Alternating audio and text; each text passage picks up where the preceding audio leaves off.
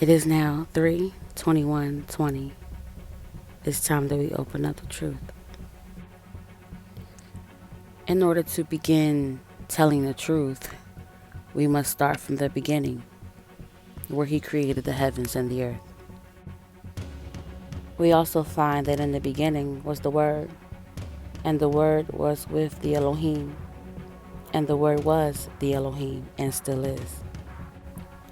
We also find in Genesis chapter 1, verse 2 through 3, and it reads, "And the earth was without form and void, and darkness was upon the face of the deep, and the Spirit of Yah moved upon the face of the waters."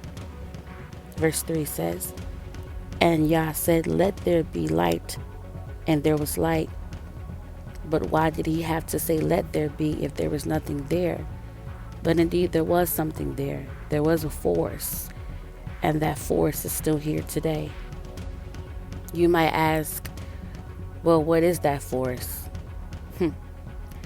Well, the same force that was kicked out of heaven, that same force that wanted to exalt themselves upon or over or above the Elohim Himself. And we find in this scripture here in 2 Corinthians 6, verse 14, and it reads, "Be ye not unequally yoked together with unbelievers. For what fellowship have righteousness with unrighteousness? And what communion have light with darkness?" So He was separating something. He was separating light from dark. Darkness was in the face of the deep. Darkness was down in what we call today earth. Many may not know that, but some do. And then you have those who debate this fact here, that the darkness, the pit, where the Most High created us, mankind, humanity, and, civilization and animals and nature and all those things.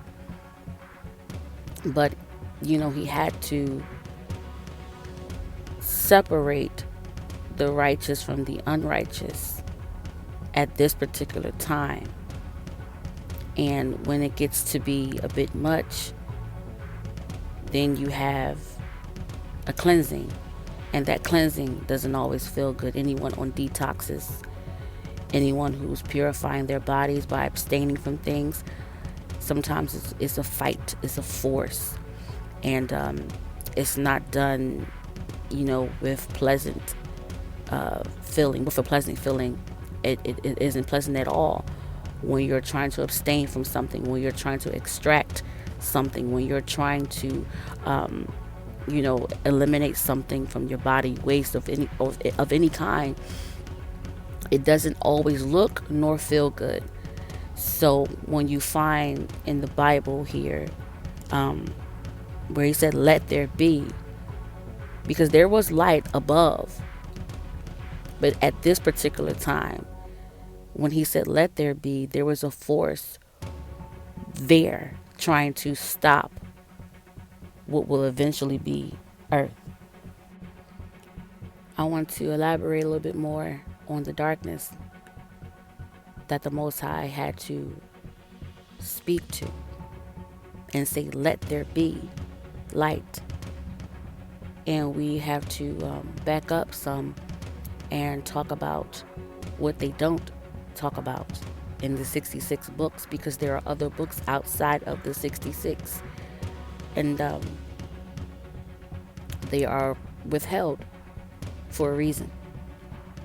Now we want to talk about Gadrael, who people call Lucifer, Satan, dragon, serpent, trickster, even though some people called Jacob the trickster, but that's another story in another video. But Gadrael was, or people call him Gadrael, This is why the Most High does not like to be referred to as God. But it's another I was going to say scope because I'm on scope as well. But that is another video. But to back up, Lucifer, Gabriel, was kicked out because he wanted to esteem himself higher, exalt himself higher than the Most High. And his position, his purpose, and his origination was to praise the Elohim, was to sing praises unto the Elohim, and not to just sing praises, but he was in charge of it. He wasn't the only one who did it. He was in charge of it. So he ran the whole music department in heaven. So we find that he was kicked out along with those he convinced to basically side with him.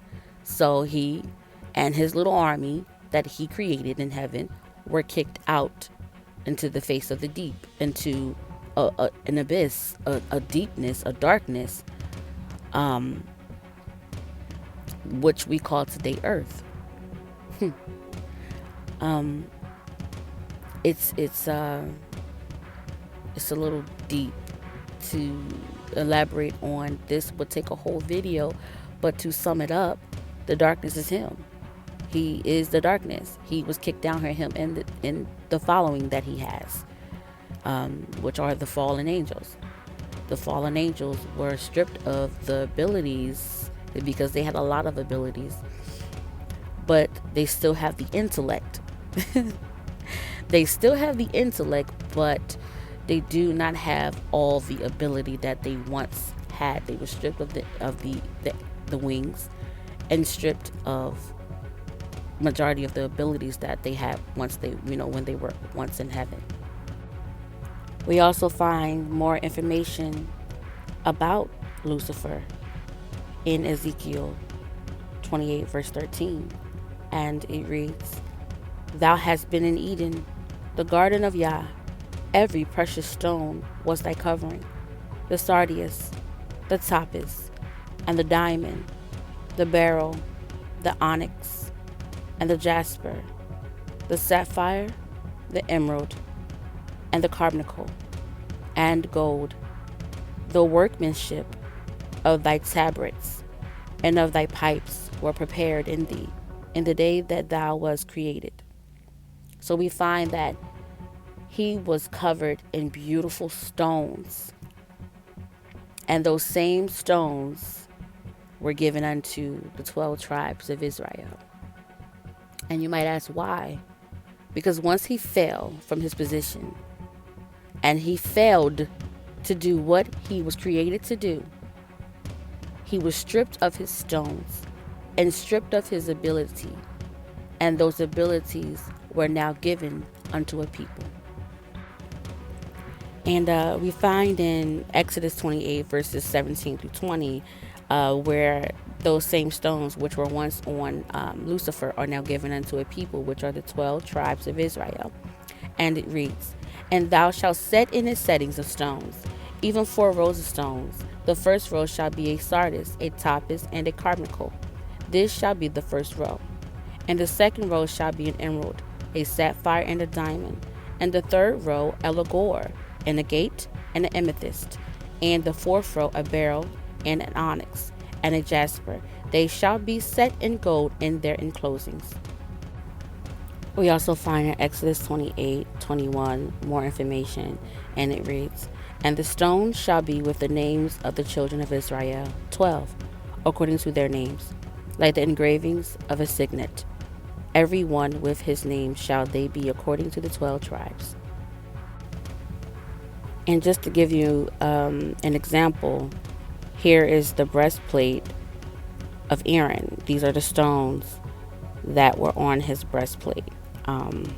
You see here, some of it is in Hebrew, which was the original language here. But that's another video on how we got from Hebrew to where we are now. If you ever took the time to look up the Tower of Babel, You'll understand exactly why we have so many different languages today. Um, but this right here is just to give you a description and a little bit of a illustration of the stones that are now representing Israel. But I do want to elaborate on what the enemy uses to confuse the hopeful elect, if possible. But here are birthstones that out of nowhere appeared in our lifetime, and people wear them, not understanding the originality of it all. Um, these are the counterfeit to the breastplate of Aaron. You see that there are 12, and there are also 12 on his breastplate representing the 12 tribes. But also remember that the enemy is very clever. He didn't strip him of his wisdom and knowledge, he just stripped him of a few abilities. And you see that here, people, you know, it's not their fault because he did not know. Even I was doing it at one point, where you look up your birthstone and you begin to rock it or wear it. You're just like, okay, I want to, learn a little bit more about my zodiac sign, which I need to tell everyone about the zodiac, how you need not cling to the stars, the moon, and all of that stuff, because then you begin to make it your God. And he said, I will have no other gods before me. And, it's time for people to start teaching what is all around us and what we have been so blindly worshiping. So it's time for us to get back to him, our first love, who first loved us. I really want to elaborate on more, but this particular video is about the beginning, how this whole thing originated, how the war went from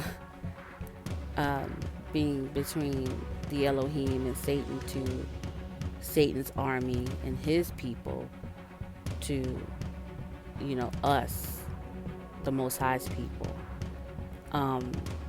He is going to make war with what people call the saints. And the saints basically are the 12 tribes of Israel. It's not I don't want to say it's a belief system. I don't want to say it's a religion, because it's none of those things. It's bloodline. It's bloodline. It's been about bloodline. The Holy Grail is bloodline. And I've been trying to find ways to elaborate all that I know, because yes, I study, but I also meditate and I also walk with him. We must live consecrated lives so that we can have this information and knowledge. Speaking of knowledge, I have a song out, Knowledge is Power by Aviela, Aviela. Knowledge is Power. Please look it up. I'm not just, promoting my music, but I'm promoting knowledge. I'm spitting knowledge. I'm not a rapper, I'm a singer, by the way. Hint, hint. But yes, I really, really, really want people to know this, because this knowledge will help you. Prophet Isaiah said that his people perish, which are us, because of lack of knowledge. We're filling ourselves up with the world, and we are becoming enemies of the Elohim. When you are full of the world and you follow the ways of the world, you become an enemy to the Most High. When you follow the Most High, you become the enemy of Satan, Lucifer, Gadrael. Those are the many names, or the few names, which are so many more. I can go on and elaborate, but yes, to make it all short, yes, we need to choose this day whom we will serve. Because what side are you going to be on? Choose the side. There's no room for lukewarm. And I need people to understand the kind of battle we are fighting. This battle has been going on, but it's now getting heated up. It's getting more intense. So people like myself are starting to make videos or starting to teach, and I'm going to be doing more videos. This is just the beginning, and I just pray that you all stay encouraged. Those who are listening, And I don't have time for debates. This will not be a debate. I bring word, I bring truth. And if you consecrate your life, abstain from many things, abstain from the media, abstain from many of his devices. We carry his devices. I'm using one of his devices. But what the enemy meant for evil, the Most High will turn around for my good. I am using this same device to spread the knowledge to his people. So I need for everyone else under the sound of my voice to do the same. Stop spreading lies. Help out the people so they know we perish because of lack of knowledge. So it's time to spread the knowledge around the world. And no, it's not the ending. This is only the beginning of the ending. And I say that because we have not gotten out here and spread the good news, which is the gospel, to the four corners of the earth. It is time to get up and get off of your do nothing, how my mom wisdom says. Get off of your do nothing and get up and tell the word, spread the word. What has he done for you? And tell people what he can do for them. It's time to get up and spread the good news. No more sitting down on your gifts. If you are a singer, if you are a writer, if you are a poet, if you are good at, talking, speaking, preach, then talk. Stop looking for money. Stop doing Scope. Stop doing YouTube. Stop doing Instagram for money, for clout. Clout won't save you when he cracks the sky. Your clout, your following are not going to be what builds a safety net around you. It's not going to work. It's not happening. Stop. Get out of your little comfort zones. Get out of yourself and get into the word, because it is the word that will save you. Many are going into this way of destruction, but few are going into the way of everlasting life. I need people to get up, hear this word, and stop playing with your lives and your children's lives. It's very imperative that you move and move now. God bless. Stay encouraged. I have more videos coming.